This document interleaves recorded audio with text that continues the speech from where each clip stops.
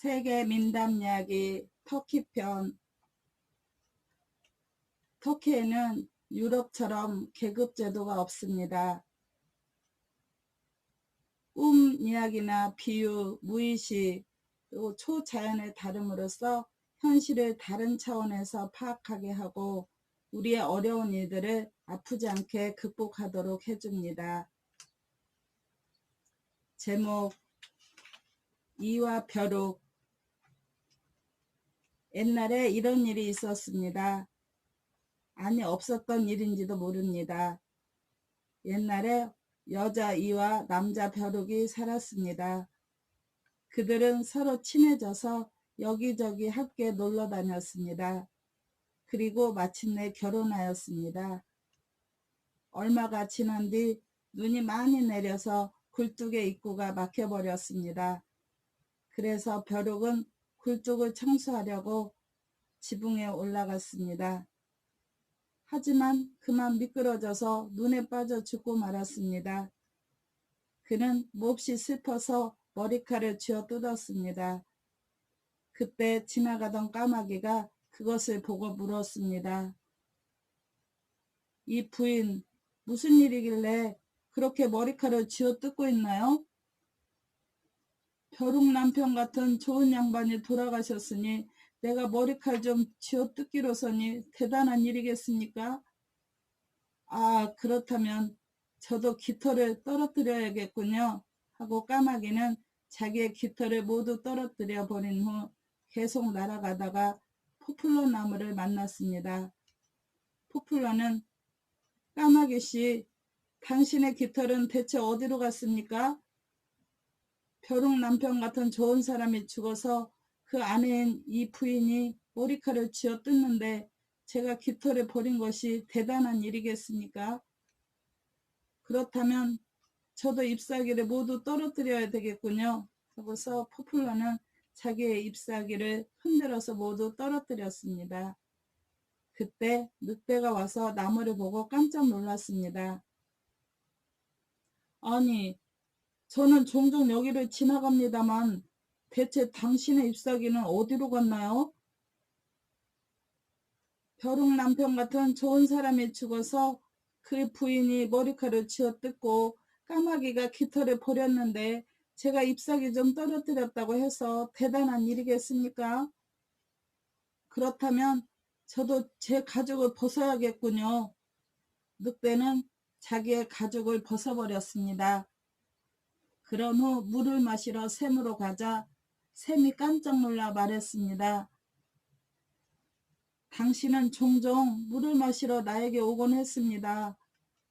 대체 당신의 가죽은 어디로 갔습니까?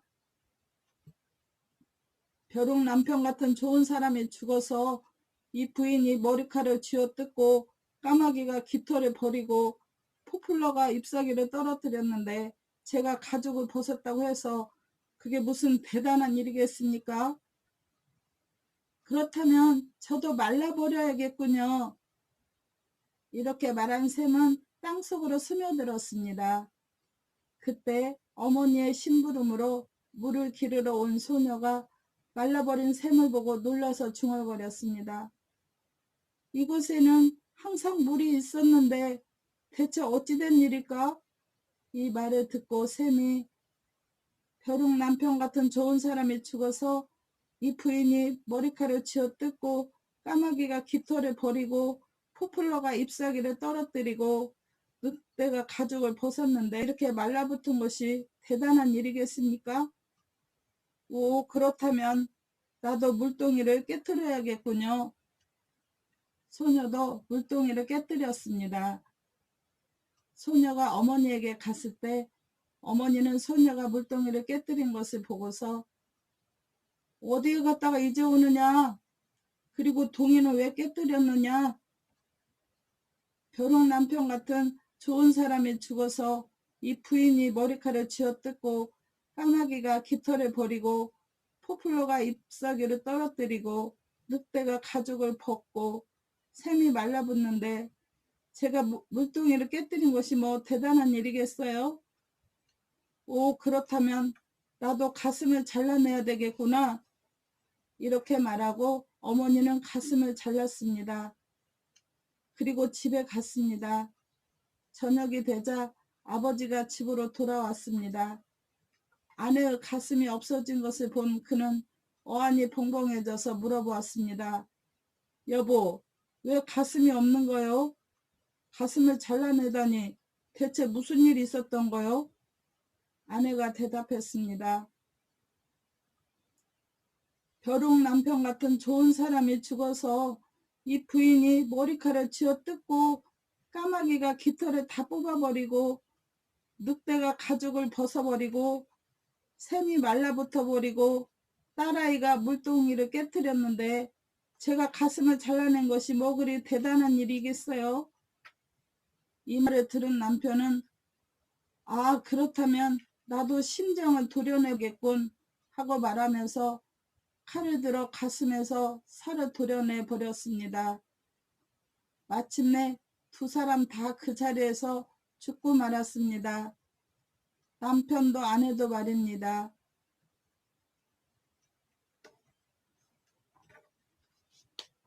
나륵풀에 물주는 소녀. 시간이 흐르고 흘렀습니다. 채는 집단 속에 있었고 낙타들은 공을 가지고 놀았습니다. 새 것이라고는 하나도 없고 낡은 목욕탕이 있었습니다. 목욕하는 사람들은 물을 끼얹을 그릇이 없었습니다. 목욕탕에는 지붕도 없고 바닥도 없었습니다. 거기서 저는 부인을 보았습니다. 그 부인이 목욕할 때 입는 옷은 가운데가 찢어져 있었습니다. 시장에는 개들이 어슬렁거리고 개의 목줄은 다 찢어져 있었습니다. 저는 가죽끈을 만드는 사람에게 말했습니다. 목에 매는 가죽끈을 만드십니까? 몇 푼 벌고 싶지 않으세요? 그는 말했습니다. 물론 만들죠. 돈을 벌기 위해 가죽끈을 만들죠. 옛날에 이런 일이 있었습니다. 아니, 없었던 일인지도 모릅니다. 옛날에 영주의 아들이 있었습니다. 그는 매일 말을 타고 정원을 돌았습니다. 정원에는 한 예쁜 소녀가 나륵풀에 물을 주고 있었습니다. 어느 날 영주의 아들이 다시 그 옆을 지나가게 되었을 때 그는 자기 말을 세우고 나륵풀에 물 주는 소녀여, 나륵풀에 물 주는 소녀여, 너는 밤낮으로 나륵풀에 물을 주는구나. 나륵풀은 입이 몇 개지? 하고 물었습니다. 소녀는 그에게 대답했습니다. 당신은 영주님의 아들, 훌륭한 분이시죠. 흰 마루에 높이 앉아 산보를 하시고요. 온 세상을 다스리니까요. 저 하늘에는 별이 몇 개나 있죠? 영주의 아들은 소녀의 당돌함에 놀랐습니다. 그러나 그는 내색은 하지 않고 계속 말을 타고 나갔습니다. 그는 말을 타고 정원을 돌 때 그녀에게 나륵풀에 물주는 소녀여, 나륵풀에 물주는 소녀여, 너는 밤낮으로 나륵풀에 물을 주는구나. 나륵풀은 입이 몇 개지? 하고 묻는 것이 습관이 되었습니다. 그러면 그녀는 이렇게 대답했습니다. 당신은 영주님의 아들 훌륭한 분이시지요. 흰 마루에 높이 앉아 산보를 하시고요. 온 세상을 다스리니까요. 저 하늘에는 별이 몇 개나 있죠? 이리 와라 소녀야.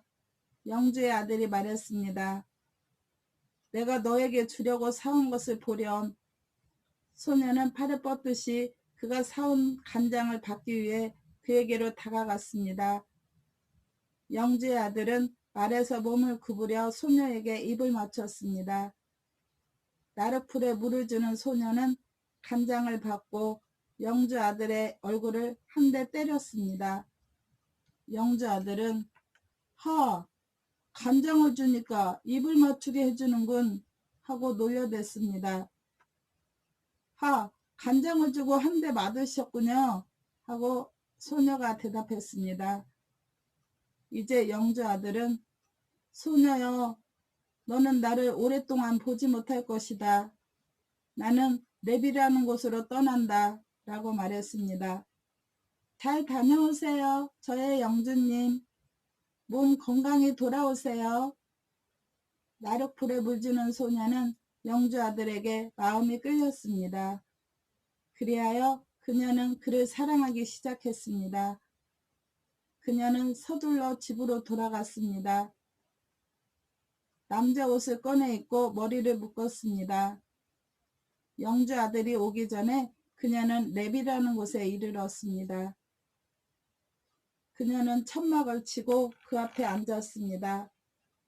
멀리서 영주 아들이 오는 것을 그녀가 알아차렸을 때 그녀는 자기 말을 불러 고삐를 잡아주고 산보를 나갔습니다. 그녀가 있는 곳에서 멀지 않은 곳에 영주 아들이 자기의 흰 말에서 내려 곧 천막을 쳤습니다. 곧 소녀는 커피를 끓였습니다. 그녀는 그에게 커피를 가져다 주었습니다. 두 사람은 서로 나란히 앉았습니다. 두 사람은 간단하게 인사를 나누고 곧 장기에 대한 이야기를 했습니다. 그리고 장기를 두게 되었죠. 영주 아들이 말했습니다. 제가 지면 제가 가지고 있는 황금 칼집을 드리겠소. 그러자 소녀가 제가 지면 오늘 밤 당신의 손님이 될 저의 예쁜 하녀를 드리죠. 라고 말했습니다. 첫 번째 판에서는 영주 아들이 졌습니다. 그는 황금 칼집을 꺼내 소에게 주었습니다. 두 번째 판에서는 소녀가 졌습니다. 저녁이 되었습니다. 소녀는 자기 천막으로 가 몸을 깨끗이 씻은 다음 옷을 갈아입고 몸단장을 했습니다. 그러고는 영주 아들에게로 가서 그의 팔에 안겼습니다. 영주 아들은 그녀가 누구인가를 전혀 알지 못했습니다. 영주 아들은 그녀를 자기에게 커피를 끓여주고 장기를 둔 젊은 사내의 하녀라고 생각했습니다. 동이 트기 전에 소녀는 영주 아들의 천막을 떠나 말을 타고 집으로 돌아왔습니다. 9달하고 열흘이 지나 아들이 태어났습니다. 그때는 여름이었습니다. 영주 아들이 다시 마루에 높이 앉아 정원을 돌면서 소녀에게 물었습니다. 나룻풀에 물주는 소녀여, 나룻풀에 물주는 소녀여, 너는 밤낮으로 나룻풀에 물을 주는구나. 나룻풀은 입이 몇 개지? 소녀는 당신은 영주님의 아들, 훌륭한 분이시죠. 흰 말 위에 높이 앉아 산보를 하시고요. 온 세상을 다스리니까요. 저 하늘에는 별이 몇 개나 있죠? 하고 대답했습니다. 영주 아들은 간장을 주니까 입을 맞추게 해주는군 하고 놀렸습니다. 간장을 주고 한 대 맞으셨군요. 소녀여, 영주 아들이 말했습니다. 너는 나를 오랫동안 보지 못할 것이다. 나는 친히로 떠난다. 잘 다녀오세요. 저 영주님. 몸 건강히 돌아오세요. 다시 소녀는 서둘러 집으로 가서 옷을 갈아입고 젊은 사내처럼 꾸몄습니다. 영주 아들이 닿기 전에 그녀는 친이라는 곳에 다다랐습니다. 그녀는 천막을 치고 레비에서 했던 것처럼 영주 아들을 맞았습니다. 그들은 만나서 함께 장기를 두었습니다. 이번에도 처음은 영주 아들이 쳤습니다. 그는 금시계를 가지고 있었는데 이것을 소녀에게 주었습니다. 두 번째 판이 끝난 후에 보니 소녀가 진 것이었습니다. 저녁이 되자마자 그녀는 하녀인 것처럼 옷을 갈아입고 영주 아들에게로 가서 그 옆에 누웠습니다. 아침 일찍 영주 아들이 눈치채지 못하게 소녀는 거기서 빠져나왔습니다. 9달 후에 그녀는 두 번째 아들을 낳았습니다. 그때는 봄이었습니다. 영주 아들도 친유해서 돌아왔습니다. 그는 정원을 말을 타고 돌다가 나룻풀에 물주는 소녀여, 나룻풀에 물주는 소녀여, 너는 밤낮으로 나룻풀에 물을 주는구나. 나룻풀은 입이 몇 개지? 하고 물었습니다. 소녀는 그에게 당신은 영주님의 아들 훌륭한 분이시죠. 흰 마루에 높이 앉아 산보를 하시고요. 온 세상을 다스리니까요. 저 하늘에는 별이 몇 개나 있죠? 내가 너를 상당히 오랫동안 못 보고 있구나. 소녀야, 이번에는 나는 인도로 떠난다. 하고 영주의 아들이 말했습니다. 잘 다녀오세요. 저희 영주님. 몸 건강히 돌아오세요. 그녀는 잠시도 꿈을 대지 않고 젊은 사내처럼 옷을 갈아입고 준비를 해서 길을 떠나 인도라고 불리는 곳에 영주 아들보다 먼저 다다랐습니다. 다시 그녀는 영주 아들에게 인사했습니다. 이 무슨 멋진 우연입니까? 우리가 여기서도 만나게 되다니요. 하고 그녀가 말했습니다. 그들은 장기를 두기 위해 마주 앉았습니다. 처음에는 영주 아들이 져서 자기가 가지고 있던 비단 목도리를 소녀에게 주었습니다. 두 번째는 소녀가 졌습니다. 그녀는 밤에 하녀를 그에게 보내겠다고 약속했습니다. 밤이 되자마자 그녀는 예쁘게 차려입고 영주 아들의 천막으로 들어가 그 곁에 누웠습니다. 아침에 그녀는 영주 아들이 깨기 전에 정확히 때를 맞춰 잠자리에서 나왔습니다. 그녀는 집으로 돌아왔습니다. 9달 열흘이 지났을 때 그녀는 딸 아이를 낳았습니다. 동화에서는 시간이 빨리 지나가죠. 이런 일이 있고 나서 오랜 뒤에 큰아들은 7살, 작은 아들은 6살, 그리고 막내딸은 5살이 되었을 때 어느 날 영주 아들이 말을 타고 정원을 지나다 전에 했던 것처럼 그녀에게 말했습니다. 나룻풀에 물주는 소녀야, 나룻풀에 물주는 소녀야, 너는 밤낮으로 나룻풀에 물을 주는구나. 나룻풀은 입이 몇 개지? 그러자 그 소녀는 당신은 영주님의 아들 훌륭한 분이시죠. 흰말 위에 높이 앉아 산보를 하시고요. 온 세상을 다스리니까요. 저 하늘에는 별이 몇 개나 있죠? 하고 대답했습니다. 짓궂은 영주 아들은 소리쳤습니다.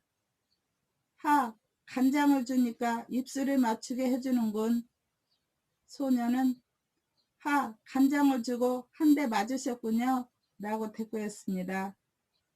영주 아들도 소녀를 사랑했습니다. 하지만 어떻게 정원지기 딸이 영주 아들의 신부가 될 수 있겠습니까? 소녀여, 영주 아들은 말했습니다. 오늘 내가 너에게 알려줄 일이 있다. 나는 곧 결혼하게 된다. 이 말을 하고 그는 고삐를 힘껏 움켜쥐고 말을 재촉에 떠났습니다.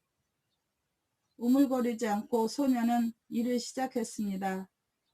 큰 아들에게는 예쁜 옷을 입힌 다음 황금 칼집을 허리에 채워주었습니다.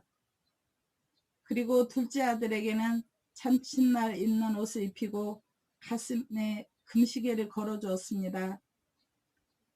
딸 아이는 예쁘게 단장한 다음 머리에 비단 목도리를 감아주었습니다. 그리고 나서 소녀는 자기 아이들에게 노래를 가르쳐 주었습니다. 세 남매는 손에 손을 잡고 영주의 궁궐 정원에 들어갔습니다. 우리 둘은 왕자니까, 내 동생은 공주니까, 영주는 우리 아빠 결혼식을 구경해야지. 그들은 노래를 계속해서 부르며 정원을 이리저리 왔다 갔다 했습니다. 날이 어두워졌는데도 아이들은 여전히 정원에서 놀면서 목청껏 노래를 불렀습니다. 정원에 있던 하인이 얘들아 늦었으니 집에 가거라 하고 말했습니다. 그러자 아이들은 똑같이 한 입에서 나오듯이 다른 노래를 불렀습니다. 레비 아저씨, 치니 아저씨, 인도 부인에게 말 좀 해주세요. 저 사람이 우리를 우리 아빠 정원에서 몰아내고 있어요. 그들은 소리낼 수 있는 만큼 힘껏 큰 소리로 노래 불렀습니다. 그러고는 훌쩍훌쩍 울다가 엉엉 소리내어 울었습니다. 영주의 부인이 아이들의 울음소리를 듣고 급하게 달려왔습니다. 그러고는 대체 무슨 일이냐? 왜 그러느냐? 아이들아, 왜 집에 가지 않지? 하고 물었습니다. 그러자 아이들은 다시 노래 부르기 시작했습니다. 레비 아저씨, 치니 아저씨, 인도 부인에게 말 좀 해주세요. 저 사람이 우리를 우리 아빠 정원에서 몰아내고 있어요. 이렇게 그리고 다시 소리내어 세차게 울어댔습니다. 그때 영주의 부인은 아이들이 자기 아들의 황금 칼집과 시계 그리고 비단 목도리를 갖고 있다는 것을 알았습니다. 그녀는 자기 아들을 불러서 보아라 내 아들아 이 아이들이 대체 어찌된 일이냐? 그리고 저 아이들이 가지고 있는 것이 무엇이냐? 하고 물었습니다. 아이들은 다시 한 입으로 부르듯이 노래 불렀습니다. 레비 아저씨, 치니 아저씨, 인도 부인에게 말 좀 해주세요. 저 사람이 우리를 우리 아빠 정원에서 몰아내고 있어요. 그러고는 목이 터져라 울었습니다. 이제 영주 아들도 아이들이 그가 하나에게 주었던 선물을 달고 있다는 것을 알았습니다. 이제 어떻게 된 영문인지 알 것 같았습니다. 그래서 그는 아이들에게 너희들 집이 어디냐? 하고 물었습니다. 아이들은 정원 쪽을 가리키면서 바로 저기 정원이에요. 하고 대답했습니다. 영주 아들은 곧바로 결혼식 모임에 돌아가 신부에게 나는 살아서나 죽어서나 당신을 내 누이 동생처럼 사랑하고 아껴주겠습니다. 그러나 나는 자식이 셋이 있어요. 지금까지는 나도 몰랐지만 하고 말했습니다. 그는 나룻풀에 물주는 소녀에게 마체를 보내어 그녀를 결혼식장으로 불러왔습니다. 그리고 아이들을 신부가 앉도록 되어 있던 자리에 앉혔습니다. 이제 나룻풀에 물주는 소녀와 새로 결혼식이 시작됐고 40일 밤낮으로 결혼잔치가 벌어졌습니다. 그리고 모든 사람들이 흥겹게 놀았습니다. 말없이 참는 돌. 어느 날 갑자기 끔찍한 살인이 벌어졌습니다. 저놈을 잡아라. 저놈을 붙들어라. 그 말을 듣고 제기랄 저놈들이 나를 잡으러 오는구나 하고 나는 중얼거렸습니다. 나는 2번은 재빨리 달아났고 한 번은 펄쩍 줄다름질 쳐서 80계단을 단번에 훌쩍 올라갔지. 이때 500명의 병사가 말을 타고 오는 것을 보았습니다. 어디로 가는 길이요? 내가 물었습니다. 재빨리 달아나는 하산이라는 놈을 잡으러 가는 길이요. 하고 그들이 대답했습니다. 나는 무슨 말인지 잘못 알아들었습니다. 그래서 한 번 더 물어보았죠. 그랬더니 그들이 재빨리 달아나는 하산이라는 놈을 잡으러 가는 길이요. 하고 대답했습니다. 그래서 나도 그들 사이에 끼어들었습니다. 우리가 에디르네에 도착하기도 전에 우리는 재빨리 달아나는 하산이라는 놈을 잡았습니다. 잡고 보니 그놈은 벼룩이었습니다. 나는 벼룩 중에 제일 큰 놈을 잡았어요. 그놈 껍데기가 어찌나 큰지 우리들 60명이 잘 자리도 충분했어요. 나는 벼룩 남편을 잡았어요. 내가 그놈을 땅에 묻는데 물소 80마리가 필요했으니 얼마나 큰지 아시겠죠? 내가 벼룩의 끝을 잡아서 비계살을 떼어냈죠. 그랬더니 정말 90kg이 되지 뭐예요. 내가 벼룩에게 말 한 장을 얹었더니 그놈이 안장끈을 풀어헤치고 도망갔으니 어때요? 제 멋진 거짓말이 마음에 드십니까? 옛날에 이런 일이 있었습니다. 아주 먼 옛날에 어떤 부부가 살았습니다. 이들이 이 세상에서 가진 것이라고는 외동딸밖에 없었습니다. 이 외동딸은 매일 물을 기르러 샘터로 갔습니다. 어느 날 그녀가 항아리에 물을 가득 채우고 집으로 가려고 할 때 샘물가에 참새가 앉아서 아 소녀야, 아 너는 죽은 사람을 그 곁에서 40일 동안 지켜두게 될 거야 하고 말했습니다. 썩 꺼져버려라. 가서 죽은 내 친구들이나 슬퍼해 하고 소녀는 대답하고 나는 비단 옷을 입고 쌀밥을 먹을 테야 하고 소리쳤습니다. 3일 동안 새는 계속 같은 말을 지적이었습니다. 드디어 소녀는 더 이상 참을 수가 없었습니다. 그래서 부모에게 이 이야기를 했습니다. 부모들은 자기 딸에게 무슨 일이 일어날까 걱정이 되었습니다. 남편은 부인에게 이곳을 떠납시다. 그러면 우리 딸이 불행을 벗어날 수 있을지도 모르지 않소? 하고 말했습니다. 그들은 필요한 물건만 가지고 주저없이 길을 떠났습니다. 그들은 걷고 또 걸었습니다. 그래서 아주 먼 곳에 다다르게 되었습니다.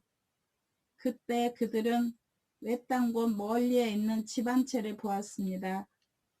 그들은 그곳에서 밤을 보내려 했기 때문에 가까이 다가가서 문을 두드렸습니다. 그러나 아무도 문을 열어주지 않았습니다. 아마 아무도 없는 모양이지 하고 남편이 말하고 문을 흔들었습니다. 하지만 문은 열리지 않았습니다. 부인이 문을 열려고 해도 꿈쩍하지 않았습니다. 소녀는 제가 한번 해보겠어요 하고 말했습니다. 그녀 손이 문에 닿자 갑자기 문이 열렸습니다. 소녀가 집 안으로 들어갔습니다. 그러자 그녀 뒤에서 문이 닫혔습니다. 부모들은 밖에서, 소녀는 안에서 문을 다시 열려고 얼마나 발버둥을 쳤겠습니까? 하지만 아무 소용이 없었습니다. 소녀는 부모를 밖에 세워둔 채 집 안을 살펴보았습니다.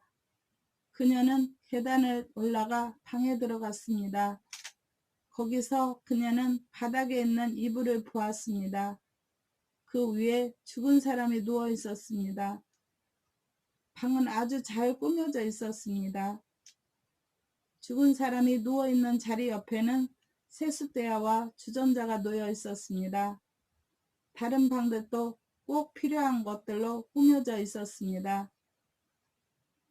그녀는 다시 계단을 내려와서 문 뒤로 다가와 위에서 자기가 본 것을 이야기해 주었습니다. 부모님, 저는 이렇게 될 운명인 모양이에요. 어떻게 하겠어요? 사람이 자기 운명을 고칠 수는 없잖아요. 저를 이곳에 내버려 두고 돌아가세요. 하고 그녀가 말했습니다. 처음에는 문을 계속 흔들다가 부모들은 울음을 터뜨렸습니다. 딸을 홀로 이곳에 남겨둘 생각을 하니 가슴이 찢어질 것 같았습니다. 그러나 마침내 그들은 자기들이 아무것도 할 수 없다는 것을 알고는 어쩔 수 없는 일이려니 하고 받아들였습니다. 그리고 나서 그들은 딸과 헤어졌습니다. 소녀는 다시 죽은 사람이 있는 곳으로 올라가 그 사람의 머리맡에 앉았습니다. 그녀는 날짜를 세기 시작했습니다. 그리고 매일매일 집안 곳곳을 깨끗이 청소하고 머리맡을 지켰습니다. 어느새 30일이 지났습니다. 어느 날 아침 소녀는 집 옆을 지나가는 집시 여자를 보았습니다. 그녀는 창문을 통해 이 여자에게 말을 걸었습니다. 아가씨, 저와 함께 지내지 않겠어요? 좋아요, 물론이죠. 집시 여자가 대답했습니다. 소녀는 창밖으로 끈을 내보내어 그녀를 집 안으로 들어오게 했습니다. 집시 여자도 몇 가지의 일을 거들었습니다. 그러나 죽은 사람의 머리맡을 지키는 일만은 소녀가 했습니다.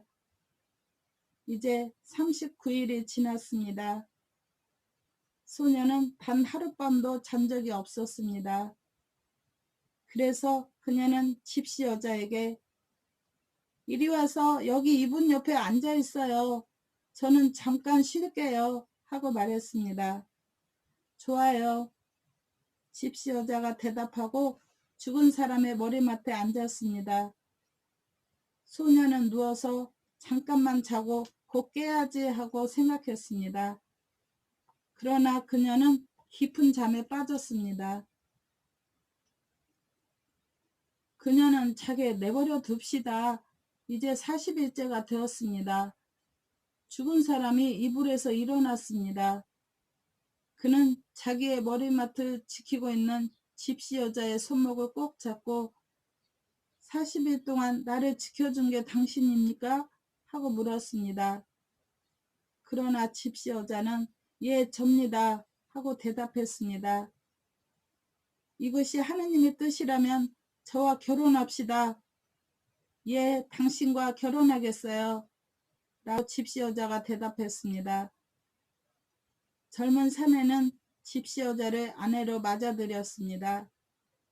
소녀가 잠에서 깨어났을 때 그녀는 무슨 일이 벌어졌는가를 바로 알아차렸습니다.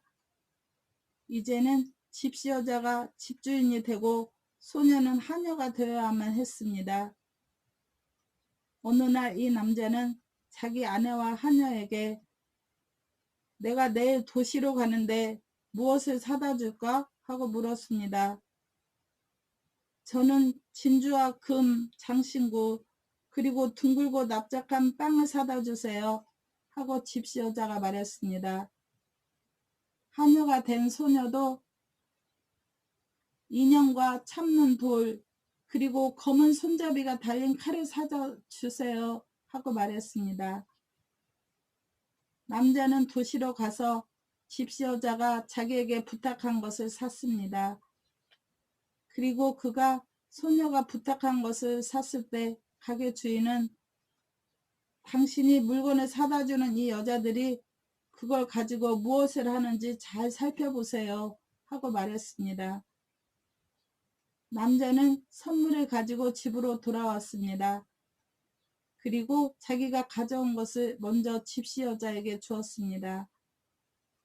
집시 여자는 진주 목걸이는 목에 걸고 금 장신구로 자기 몸을 꾸몄습니다. 그리고 빵은 여러 조각으로 쪼개어 하나씩 베개 속에 넣었습니다. 그러고는 이 베개 저 베개로 옮겨 다니며 부인 저에게 빵 좀 주세요 하고 구걸하는 것이었습니다. 남자는 몸을 숨기고 그녀가 하는 것을 지켜보았습니다. 그리고는 이제야 저 여자가 옛날에 어떤 여자였는지 알겠구나 라고 생각했습니다. 그러고 나서 그는 소녀에게 자기가 사온 선물을 주었습니다. 그는 다시 몸을 숨겼습니다. 소녀는 검은 손잡이가 달린 칼을 자기 옆에 놓았습니다. 참는 돌과 인형은 자기 앞에 두었습니다. 그녀는 참는 돌에게 자기 이야기를 하기 시작했습니다. 오, 참는 돌아, 소녀가 말했습니다. 나는 우리 부모님이 애동딸이었어. 어느 날 나는 물을 기르러 갔단다. 새 한 마리가 샘물가에 앉아있다가 나에게 이 소녀야, 아, 너는 죽은 사람을 그 곁에서 40일 동안 지켜주게 될 거야 라고 말했어. 참는 돌아, 누가 이것을 견뎌내겠니? 너겠니? 나겠니? 그녀가 말하는 동안 인형은 깡충깡충 뛰면서 춤을 추기 시작했습니다. 그리고 참는 돌은 점점 크게 부풀어 올랐습니다. 나는 부모님에게 그 새의 이야기를 들려드렸어. 그분들은 함께 고향에서 떠나자고 하셨어. 내가 그런 운명에서 벗어날 수 있다고 생각하셨기 때문이야. 우리가 길을 걷던 중에 이 집을 보게 되었어. 나의 부모님은 문을 두드렸지만 열리지 않았어. 내가 문을 밀치니까 문이 열렸어. 그런데 내가 들어오자마자 내 뒤에서 문이 닫혔어. 나는 안에 있었고 부모님은 밖에 계셨지. 문을 열어 부모님이 들어오시게 할 수가 없었어. 나는 2층으로 올라가 방에 죽은 사람이 누워있는 것을 보았어. 그때 나는 이것이 내 운명이구나 하고 생각했어. 누가 이것을 참아내겠니? 너겠니? 나겠니? 인형은 다시 깡충깡충 뛰면서 빙빙 돌기 시작했습니다. 참는 돌도 점점 더 크게 불어났습니다. 소녀는 계속 이야기했습니다. 어느 날 아침 이곳에 집시들이 지나가고 있었어. 나는 그 중에서 여자 집시 한 사람을 같이 있기에 받아들였어. 정확히 39일 동안 나는 죽은 사람을 지키고 있었지. 마지막 날 나는 너무 지쳐서 잠깐 쉬기 위해서 집시 여자에게 죽은 사람을 지켜보아 달라고 하고는 쓰러졌어. 내가 자는 동안에 죽은 사람이 깨어난 것이야. 그는 머리맡에 앉아있던 집시 여자를 아내로 삼았고 나는 이 집의 하녀가 되었지. 누가 더 이상 참을 수 있겠니? 너겠니? 나겠니? 참는 돌은 둘로 갈라졌습니다. 소녀는 참는 돌에게 내가 지금까지 참아온 것을 너조차 못 참는구나 하고 말하며 검은 손잡이가 달린 칼을 쥐고 자기 가슴을 찌르려 했습니다. 바로 이때 몸을 숨기고 있던 남자가 나타나 소녀의 손목을 잡았습니다. 그는 집시 여자를 불렀습니다. 너는 검은 손잡이가 달린 칼을 원하느냐? 당나귀 40마리를 원하느냐? 그가 물었습니다. 그러자 집시 여자는 검은 손잡이가 달린 칼은 당신 친구의 가슴이나 찌르시지요. 나는 당나귀 40마리를 타고 저희 아버지가 있는 곳으로 가렵니다. 하고 대답했습니다. 남자는 집시 여자를 당나귀의 꼬리에 묶었습니다. 그녀는 40마리의 당나귀에 질질 끌려서 산으로 갔습니다. 그녀의 머리는 단단한 바위에 부딪혀 수천 조각으로 깨지고 말았습니다. 소녀와 그 사내는 40일 밤낮으로 결혼잔치를 벌였습니다. 그들은 내내 행복하고 평화롭게 살았습니다. 감사합니다. 항상 평안하시고 행복하세요. 구독과 좋아요는 저에게 격려가 됩니다.